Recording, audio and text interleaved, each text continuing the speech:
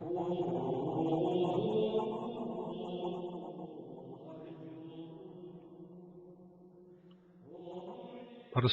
a persona. Hoy que la Iglesia quiere vivir una profunda renovación misionera, hay una forma de predicación que nos compete a todos como tarea cotidiana. Se trata de llevar el Evangelio a las personas que cada uno trate, tanto a los más cercanos como a los desconocidos. Es la predicación informal que se puede realizar en medio de una conversación y también es la que realiza un misionero cuando visita un hogar. Ser discípulo es tener la disposición permanente de llevar a otros el amor de Jesús, y eso se produce espontáneamente, en cualquier lugar, en la calle, en la plaza, en el trabajo, en un camino. En esta predicación, siempre respetuosa y amable, el primer momento es un diálogo personal, donde la otra persona se expresa y comparte sus alegrías, sus esperanzas, las inquietudes por sus seres queridos y tantas cosas que llenan el corazón. Solo después de esta conversación es posible presentarle la palabra, sea con la lectura de algún versículo o de un modo narrativo, pero siempre recordando el anuncio fundamental, el amor personal de Dios que se hizo hombre, se entregó por nosotros y está vivo ofreciendo su salvación y su amistad. Es el anuncio que se comparte con una actitud humilde y testimonial de quien siempre sabe aprender, con la conciencia de que ese mensaje es tan rico y tan profundo que siempre nos supera. A veces se expresa de manera más directa, otras veces a través de un testimonio personal, de un relato, de un gesto o de la forma que el mismo Espíritu Santo pueda suscitar en una circunstancia concreta. Si parece prudente y se dan las condiciones, es bueno que este encuentro fraterno y misionero termine con una breve oración que se conecte con las inquietudes que la persona ha manifestado. Así, percibirá mejor que ha sido escuchada e interpretada, que su situación queda en la presencia de Dios y reconocerá que la palabra de Dios realmente le habla a su propia existencia. No hay que pensar que el anuncio evangélico deba transmitirse siempre con determinadas fórmulas aprendidas o con palabras precisas que expresen un contenido absolutamente invariable. Se transmite de formas tan diversas que sería imposible describirlas o catalogarlas, donde el pueblo de Dios, con sus innumerables gestos y signos, es sujeto colectivo. Por consiguiente, si el Evangelio se ha encarnado en una cultura, ya no se comunica solo a través del anuncio persona a persona. Esto debe hacernos pensar que, en aquellos países donde el cristianismo es minoría, además de alentar a cada bautizado a anunciar el Evangelio, las iglesias particulares deben fomentar activamente formas, al menos incipientes, de inculturación.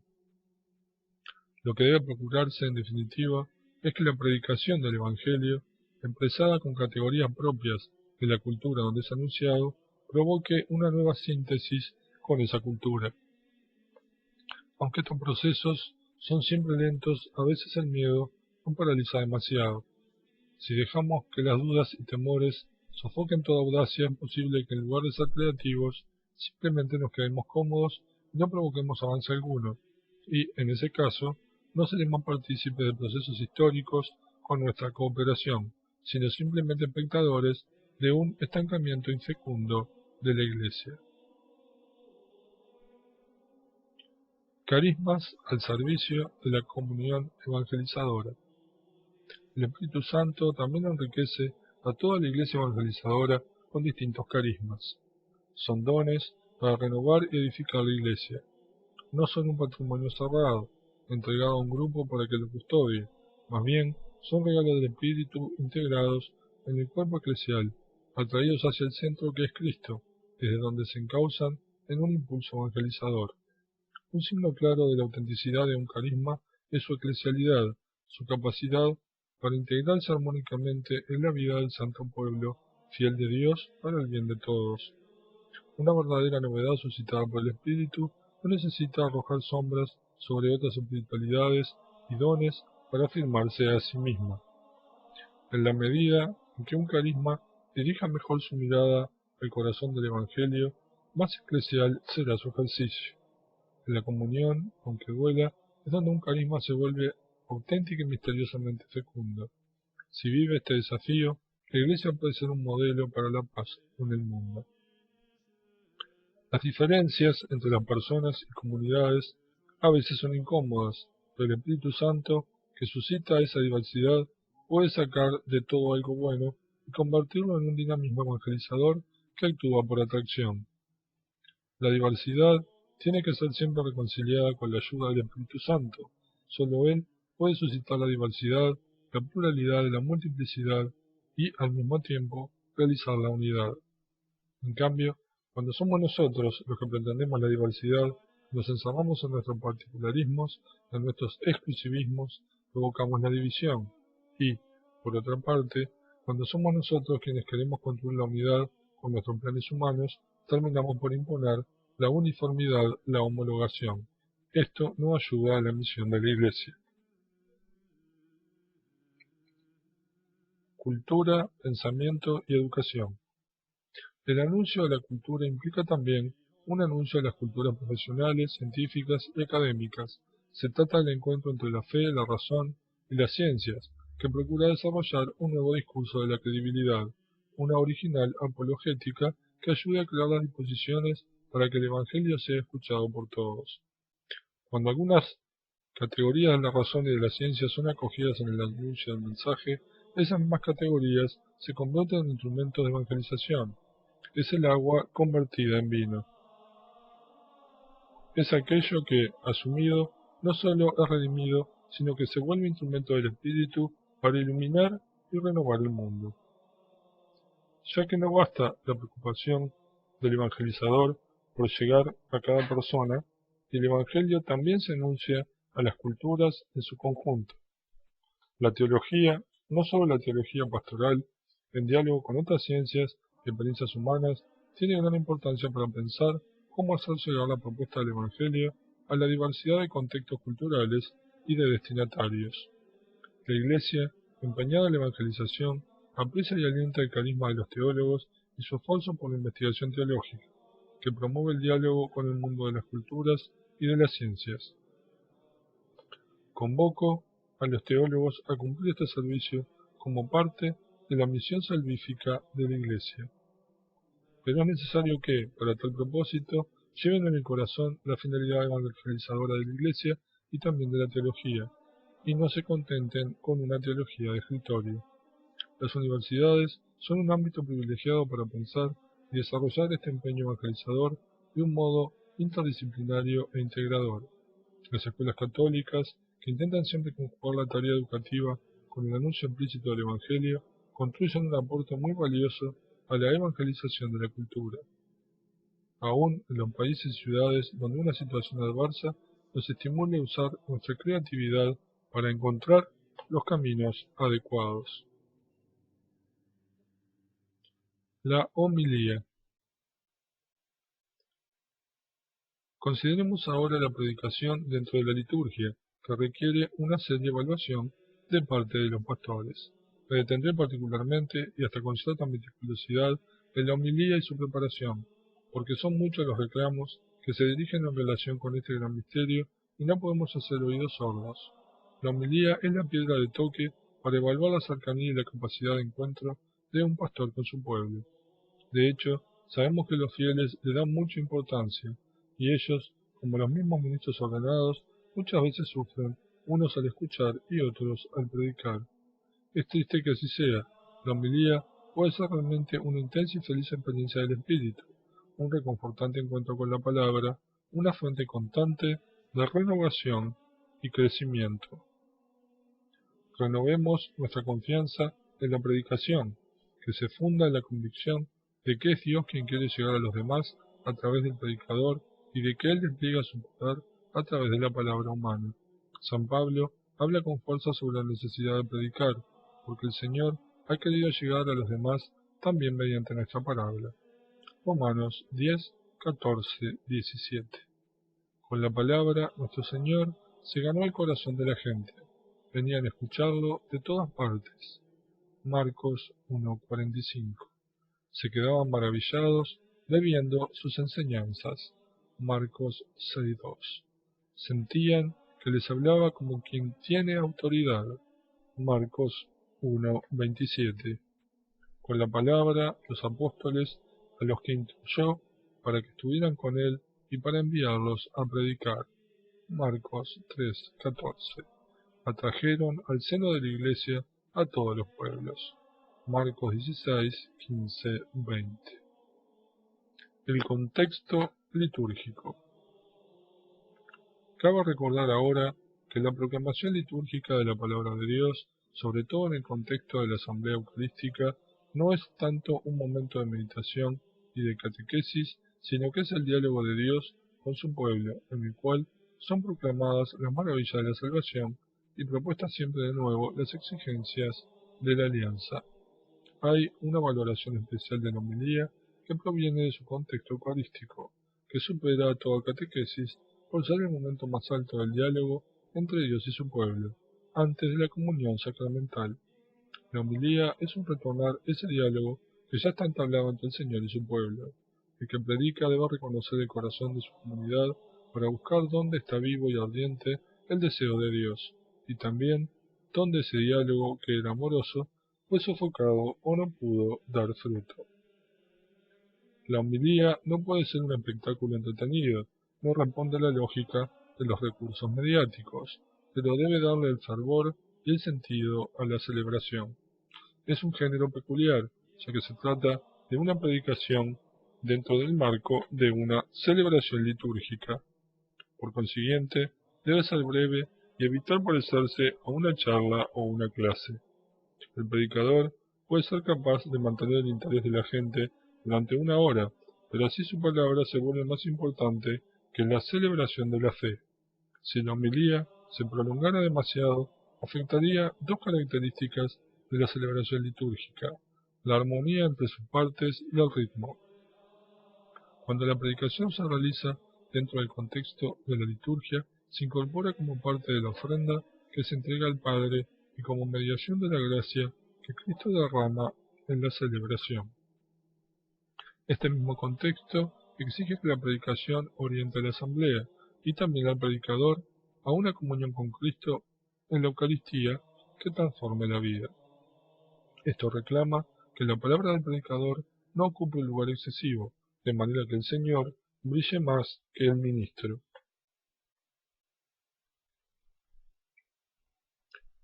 La conversación de la madre. Dijimos que el pueblo de Dios, por la constante acción del Espíritu en él, se evangeliza continuamente a sí mismo. ¿Qué implica esta convicción para el predicador? Nos recuerda que la Iglesia es madre y predica al pueblo como una madre que le habla a su hijo, sabiendo que el hijo confía que todo lo que se le enseñe será para bien, porque se sabe amado. Además, la buena madre sabe reconocer todo lo que Dios ha sembrado en su hijo, escucha sus inquietudes y aprende de él. El espíritu de amor que reina en una familia guía tanto a la madre como al hijo en sus diálogos, donde se enseña y aprende, se corrige y se valora lo bueno. Así también ocurre en la homilía. El espíritu que inspiró los evangelios y que actúa en el pueblo de Dios inspira también cómo hay que escuchar la fe del pueblo y cómo hay que predicar en cada Eucaristía. La prédica cristiana, por tanto, encuentra en el corazón cultural del pueblo una fuente de agua viva para saber lo que tiene que decir y para encontrar el modo como tiene que decirlo. Así como a todos nos gusta que se nos hable en nuestra lengua materna, así también en la fe nos gusta que se nos hable en clave de cultura materna, en clave de dialecto materno. Y el corazón se dispone a escuchar mejor. Esta lengua es un tono que transmite ánimo, aliento, fuerza, impulso. Este ámbito materno-eclesial en el que se desarrolla el diálogo del Señor con su pueblo debe favorecerse y cultivarse mediante la cercanía cordial del predicador, la calidez de su tono de voz, la mansedumbre del estilo de sus frases, la alegría de sus gestos. Aun las veces que la homilía resulte algo aburrida, si está presente este espíritu materno-eclesial, siempre será fecunda, así como los aburridos consejos de una madre dan fruto con el tiempo en el corazón de los hijos. Uno se admira de los recursos que tenía el Señor para dialogar con su pueblo, para revelar su misterio a todos, para cautivar a gente común con enseñanzas tan elevadas y de tanta exigencia. Creo que el secreto se esconde en esa mirada de Jesús hacia el pueblo, más allá de sus debilidades y caídas. No temas, pequeño rebaño, porque a vuestro Padre le ha parecido bien daros el reino. Lucas 12:32. Jesús predica con ese espíritu. Bendice lleno de gozo en el espíritu al Padre que le atrae a los pequeños. Yo te bendigo, Padre, Señor del cielo y de la tierra, porque habiendo ocultado estas cosas a sabios e inteligentes, se las has revelado a pequeños. Lucas 10:21. El Señor se complace de verdad en dialogar con su pueblo y al predicador le toca hacerle sentir este gusto del Señor a su gente. Palabras que hacen arder los corazones. Un diálogo es mucho más que la comunicación de una verdad. Se realiza por el gusto de hablar y por el bien concreto que se comunica entre los que se aman por medio de las palabras. Es un bien que no consiste en cosas, sino en las personas mismas que mutuamente se dan en el diálogo. La predicación, puramente moralista o adoctrinadora, y también la que se convierte en una clase de exégesis, reducen esta comunicación entre corazones que se da en la homilía, que tiene que tener un carácter cuasi sacramental. La fe viene de la predicación, y la predicación por la palabra de Cristo. Romanos 10:17. En la homilía, la verdad va de la mano de la belleza y del bien. No se trata de verdades abstractas o de fríos silogismos, porque se comunica también la belleza de las imágenes que el Señor utilizaba para estimular a la práctica del bien. La memoria del pueblo fiel, como la de María, debe quedar rebosante de las maravillas de Dios. Su corazón, esperanzado en la práctica alegre y posible del amor que se le comunicó, siente que toda palabra en la Escritura es primero don antes que exigencia.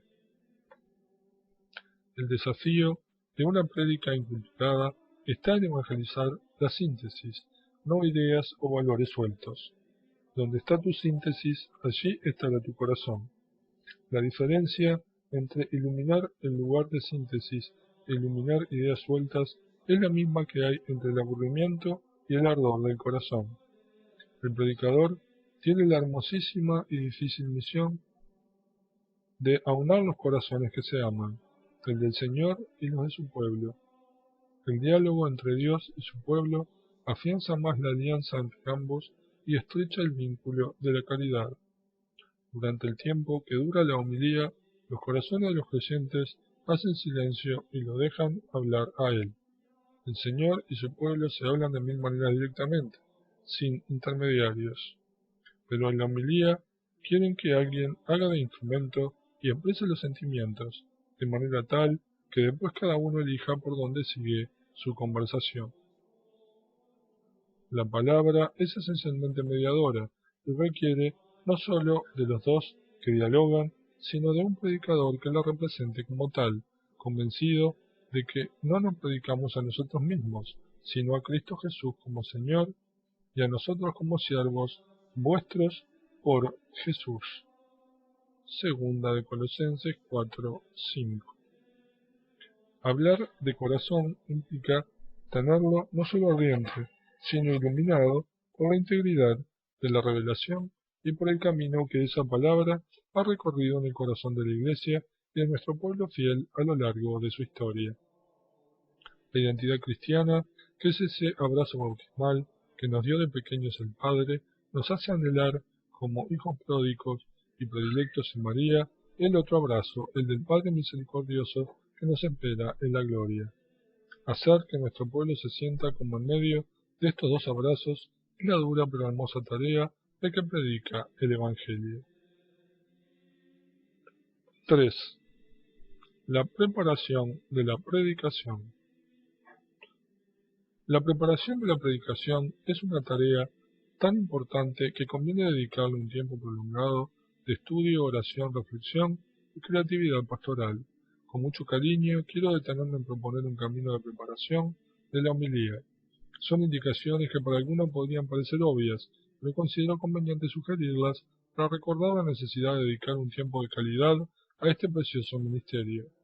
Algunos párrocos suelen plantear que esto no es posible debido a la multitud de tareas que deben realizar.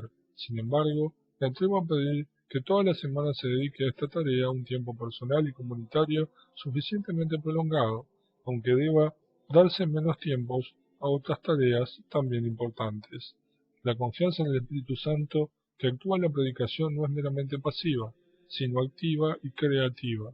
Implica ofrecerse como instrumento. Romanos 12:1. Con todas las propias capacidades para que puedan ser utilizadas por Dios. Un predicador que no se prepara no es espiritual, es deshonesto y responsable con los dones que ha recibido. El culto a la verdad. El primer paso después de invocar al Espíritu Santo es prestar toda la atención al texto bíblico, que debe ser el fundamento de la predicación. Cuando uno se detiene a tratar de comprender cuál es el mensaje de un texto, ejercita el culto a la verdad. Es la humildad del corazón que reconoce que la palabra siempre nos trasciende, que no somos ni los dueños ni los árbitros, sino los depositarios, los heraldos, los servidores. Esa actitud de humilde y asombrada veneración de la palabra se expresa deteniéndose a estudiarla con sumo cuidado y con un santo temor de manipularla. Para poder interpretar un texto bíblico hace falta paciencia, abandonar toda ansiedad y darle tiempo, interés y dedicación gratuita. Hay que dejar de lado cualquier preocupación que nos domine para entrar en otro ámbito de serena atención. No vale la pena dedicarse a leer un texto bíblico si uno quiere obtener resultados rápidos, fáciles o inmediatos. Por eso, la preparación de la predicación requiere amor. Uno solo le dedica un tiempo gratuito y sin prisa a las cosas o a las personas que ama. Y aquí se trata de amar a Dios que ha querido hablar. A partir de ese amor, uno puede detenerse todo el tiempo que sea necesario con una actitud de discípulo. Habla, Señor, que tu siervo escucha. Ante todo, conviene estar seguros de comprender adecuadamente el significado de las palabras que leemos. Quiero insistir en algo que parece evidente pero que no siempre es tenido en cuenta. El texto bíblico que estudiamos tiene 2000 o 3000 años. Su lenguaje es muy distinto del que utilizamos ahora. Por más que nos parezca entender las palabras que están traducidas a nuestra lengua, eso no significa que comprendemos correctamente cuánto quería expresar el escritor sagrado. Son conocidos los diversos recursos que ofrece el análisis literario. Prestar atención a las palabras que se repiten o se destacan, reconocer la estructura y el dinamismo propio de un texto, considerar el lugar que ocupan los personajes, etc. Pero la tarea no apunta a entender todos los pequeños detalles de un texto. Lo más importante es descubrir cuál es el mensaje principal, el que estructura el texto y le da unidad. Si el predicador no realiza este esfuerzo, es posible que su predicación tampoco tenga unidad ni orden. Su discurso será solo una suma de diversas ideas desarticuladas que no terminarían de movilizar a los demás. El mensaje central es aquello que el autor, en primer lugar, ha querido transmitir, lo cual implica no solo reconocer una idea, sino también el efecto que ese autor ha querido producir. Si un texto fue escrito para consolar, no debería ser utilizado para corregir errores. Si fue escrito para exhortar, no debería ser utilizado para adoctrinar. Si fue escrito para enseñar algo sobre Dios, no debería ser utilizado para explicar diversas opiniones teológicas. Si fue escrito para motivar la alabanza o la tarea misionera, no lo utilicemos para informar acerca de las últimas noticias. Es verdad que, para entender adecuadamente el sentido del mensaje central de un texto, es necesario ponerlo en conexión con la enseñanza de toda la Biblia, transmitida por la Iglesia. Este es un principio importante de la interpretación bíblica, que tiene en cuenta que el Espíritu Santo no inspiró solo una parte, sino la Biblia entera, y que en algunas cuestiones el pueblo ha crecido en su comprensión de la voluntad de Dios a partir de la experiencia vivida. Así, se evitan interpretaciones equivocadas o parciales que nieguen otras enseñanzas de las mismas escrituras. Pero esto no significa debilitar el acento propio y específico del texto que corresponde predicar. Uno de los defectos de una predicación tediosa e ineficaz es precisamente no poder transmitir la fuerza propia del texto que se ha proclamado. La personalización de la palabra. El predicador debe ser el primero en tener una gran familiaridad personal con la palabra de Dios. No le basta conocer su aspecto lingüístico o exegético, que también es necesario.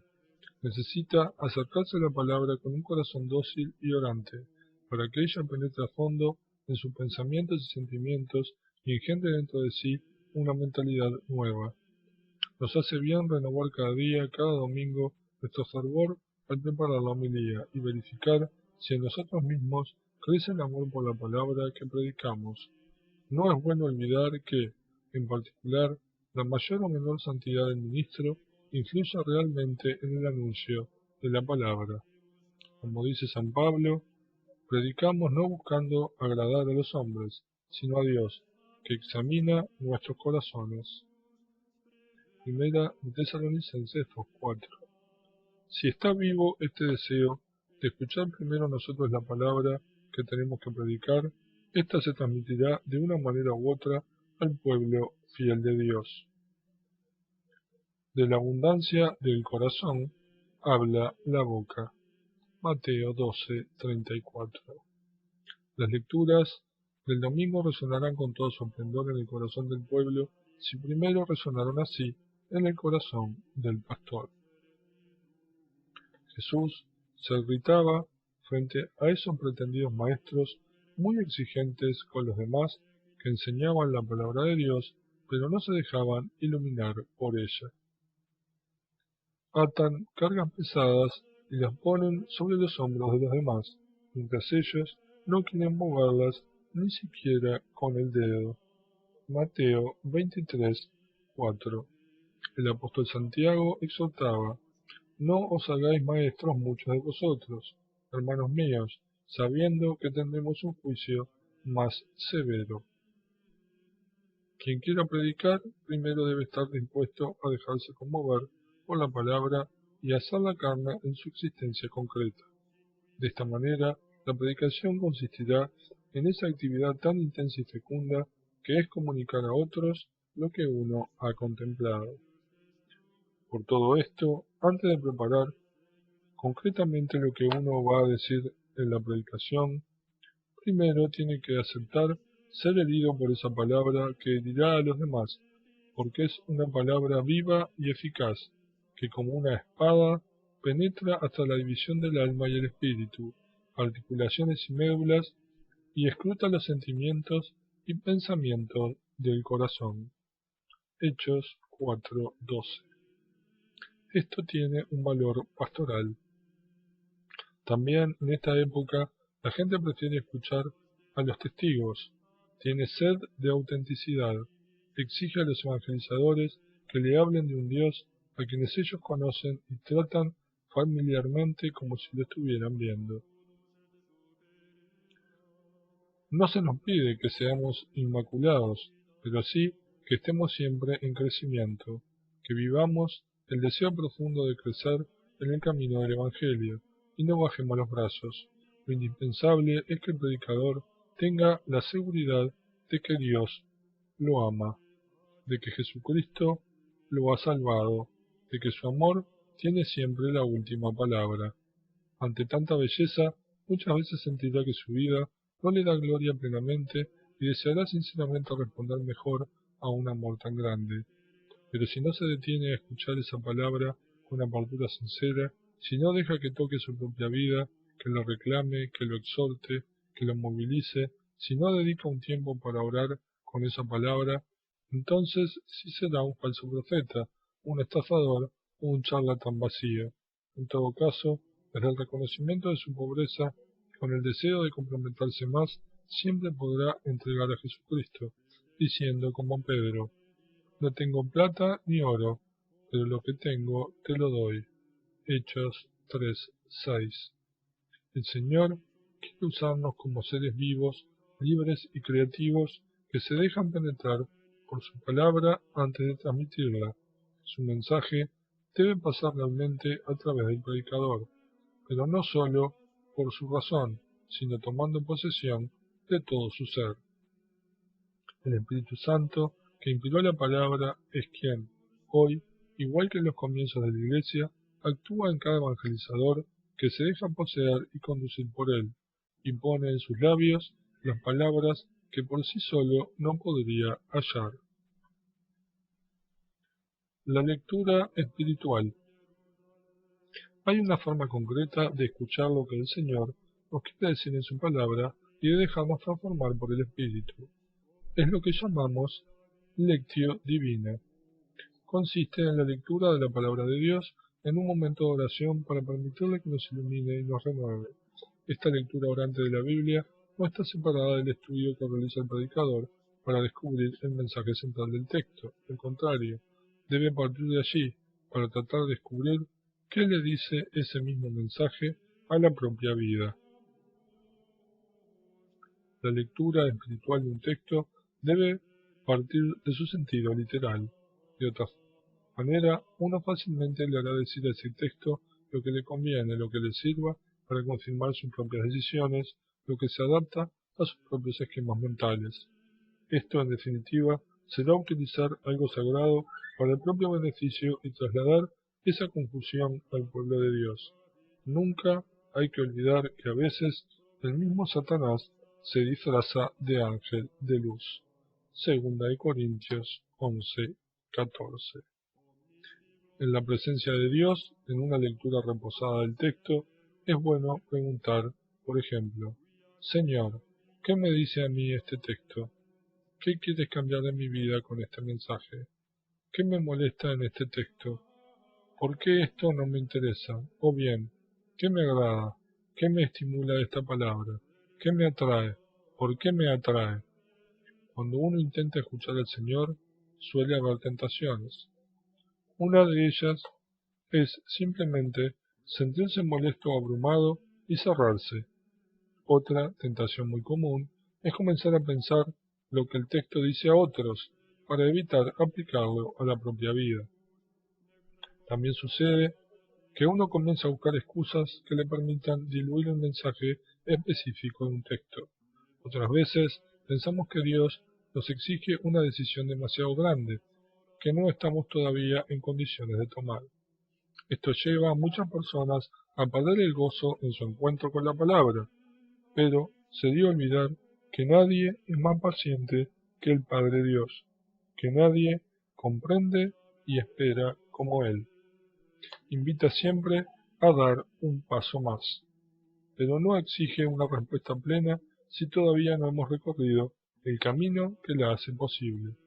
Simplemente quiere que miremos con sinceridad la propia existencia y la presentemos sin mentiras ante sus ojos, que estemos dispuestos a seguir creciendo y que le pidamos a Él lo que todavía no podemos lograr. Un oído en el pueblo. El predicador necesita también poner un oído en el pueblo para descubrir lo que los fieles necesitan escuchar. Un predicador es un contemplativo de la palabra y también un contemplativo del pueblo. De esa manera descubre las aspiraciones, las riquezas y los límites, las maneras de orar, de amar, de considerar la vida y el mundo que distinguen a tal o cual conjunto humano, prestando atención al pueblo concreto, con sus signos y símbolos y respondiendo a las cuestiones que plantea. Se trata de conectar el mensaje del texto bíblico con una situación humana, con algo que ellos viven, con una experiencia que necesite la luz de la palabra. Esta preocupación no responde a una actitud oportunista o diplomática, sino que es profundamente religiosa y pastoral. En el fondo, es una sensibilidad espiritual para leer en los acontecimientos el mensaje de Dios. Y esto es mucho más que encontrar algo interesante para decir. Lo que se procura descubrir es lo que el Señor desea decir en una determinada circunstancia.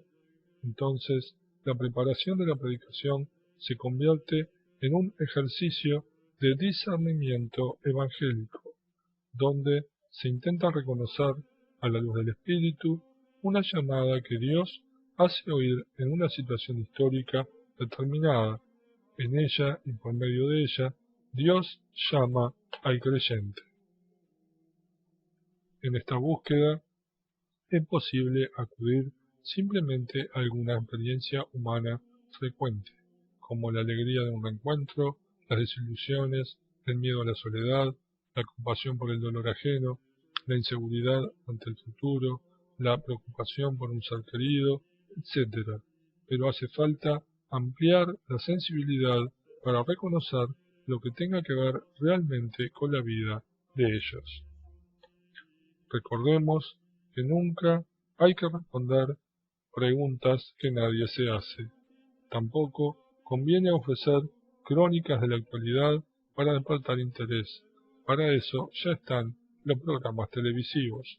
En todo caso, es posible partir de algún hecho para que la palabra pueda resonar con fuerza en su invitación a la conversión, a la adoración, a actitudes concretas de fraternidad y de servicio, etc. Porque a veces algunas personas disfrutan escuchando comentarios sobre la realidad en la predicación, pero no por ello se dejan interpelar personalmente. Recursos pedagógicos. Algunos creen que pueden ser buenos predicadores por saber lo que tienen que decir, pero descuidan el cómo, la forma concreta de desarrollar una predicación. Se quejan cuando los demás no los escuchan o no los valoran, pero quizás no se han empeñado en buscar la forma adecuada de presentar el mensaje. Recordemos que la evidente importancia del contenido no debe hacer olvidar la importancia de los métodos y medios de la evangelización. La preocupación por la forma de predicar también es una actitud profundamente espiritual. Es responder al amor de Dios, entregándonos con todas nuestras capacidades y nuestra creatividad a la misión que Él nos confía, pero también es un ejercicio exquisito de amor al prójimo, porque no queremos ofrecer a los demás algo de escasa calidad. En la Biblia, por ejemplo, encontramos la recomendación de preparar la predicación en orden a asegurar una extensión adecuada. Resume tu discurso, di mucho en pocas palabras. Solo para ejemplificar, recordemos algunos recursos prácticos que pueden enriquecer una predicación y volverla más atractiva. Uno de los esfuerzos más necesarios es aprender a usar imágenes en la predicación, es decir, a hablar con imágenes. A veces se utilizan ejemplos para hacer más comprensible algo que se quiere explicar, pero esos ejemplos suelen apuntar solo al entendimiento. Las imágenes, en cambio, ayudan a valorar y aceptar el mensaje que se quiere transmitir. Una imagen atractiva hace que el mensaje se sienta como algo familiar, cercano, posible, conectado con la propia vida. Una imagen bien lograda puede llevar a gustar el mensaje que se quiere transmitir, despierta un deseo y motiva a la voluntad en la dirección del Evangelio. Una buena homilía, como me decía un viejo maestro, debe contener una idea, un sentimiento, una imagen. Ya decía Pablo VI que los fieles esperan mucho de esta predicación y sacan fruto de ella con tal que sea sencilla, clara, directa, acomodada. La sencillez tiene que ver con el lenguaje utilizado. Debe ser el lenguaje que comprenden los destinatarios para no correr el riesgo de hablar al vacío. Frecuentemente sucede que los predicadores usan palabras que aprendieron en sus estudios y en determinados ambientes, pero que no son parte del lenguaje común de las personas que los escuchan. Hay palabras propias de la teología o de la catequesis cuyo sentido no es comprensible para la mayoría de los cristianos. El mayor riesgo para un predicador es acostumbrarse a su propio lenguaje y pensar que todos los demás lo usan y lo comprenden espontáneamente. Si uno quiere adaptarse al lenguaje de los demás para poder llegar a ellos con la palabra, tiene que escuchar mucho. Necesita compartir la vida de la gente y prestarle una gustosa atención. La sencillez y la claridad son dos cosas diferentes. El lenguaje puede ser muy sencillo, pero la prédica puede ser poco clara. Se puede volver incomprensible por el desorden, por su falta de lógica, o porque trata varios temas al mismo tiempo. Por lo tanto, otra tarea necesaria es procurar que la predicación tenga unidad temática, un orden claro y una conexión entre las frases, de manera que las personas puedan seguir fácilmente al predicador y captar la lógica de lo que les dice. Otra característica es el lenguaje positivo. No dice tanto lo que no hay que hacer, sino que propone lo que podemos hacer mejor. En todo caso, si indica algo negativo, siempre intenta mostrar también un valor positivo que atraiga, para no quedarse en la queja, el lamento, la crítica o el remordimiento.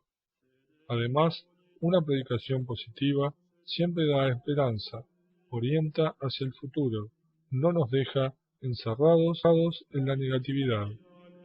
Qué bueno que sacerdotes, diáconos y laicos se reúnan periódicamente para encontrar juntos los recursos que hacen más atractiva la predicación.